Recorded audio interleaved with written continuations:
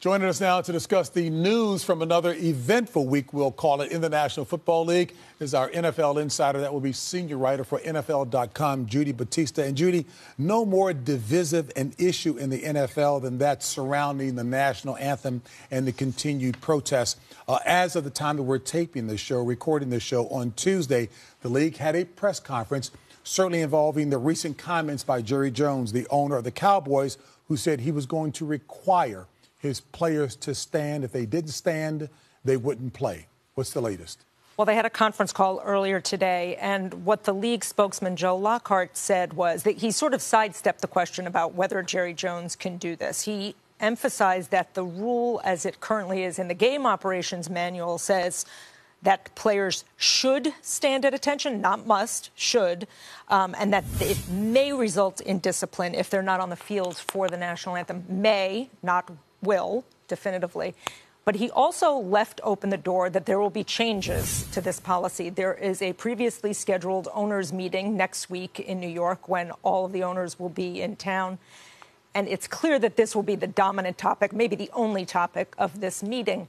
Roger Goodell earlier today sent out a memo to all 32 clubs in which he said, this is a direct quote, "Like many of our fans, we believe that everyone should stand for the national anthem." He said they've built a plan in conversations with players, between players and clubs. They've built a plan to maybe be able to give players an in-season platform to promote their work on the core issues that they are concerned with, which is equality, police activity. They want to get away from the anthem protest. That is what is clear. They do not want players kneeling or sitting during the national anthem. Well, not only that, but there would also seem to be a legal issue here as well, too, in terms of the issues of free speech. Clearly, we understand that there are employer concerns, if you will, about conduct in the workplace, but those are legal issues that they will certainly be dealing with as well. Yeah, and I think the league wants to get rid of all of those questions. They want a policy that will eliminate the protests. Hopefully, they feel support the players as they pursue progress on the issues that they are concerned with, but they want to get this off their plate. They do not want to be involved in protesting during the national anthem or at any time during the game.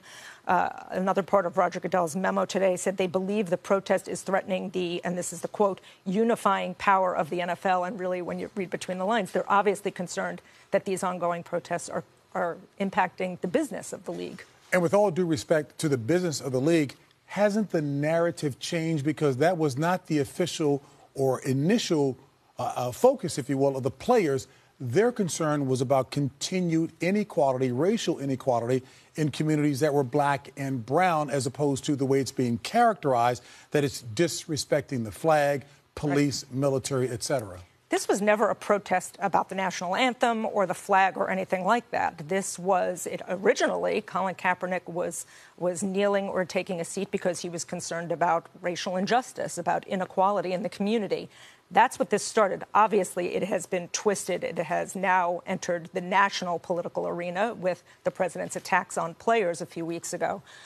But the league has now found itself in a position that it doesn't want to be in, and they are trying to figure out how to extricate themselves. They say they want to support the players in their activities, but they're trying to get themselves out of the national conversation, too. Well, and if that's the aim, there's a truth that's often expressed this way. How can two walk together unless they be agreed? Quickly, are you confident that it looks like solutions are being discussed, not publicly, between players and, of course, ownership in the league? I think they're brainstorming. I think they're trying to walk a very fine line to come up with something that everybody can agree with. I think it's going to be tough, though. There's 2,000 players in the league. It's going to be tough to please 2,000 players and the owners of the clubs all at the same time. To be continued. Judy Battista, thank you as always.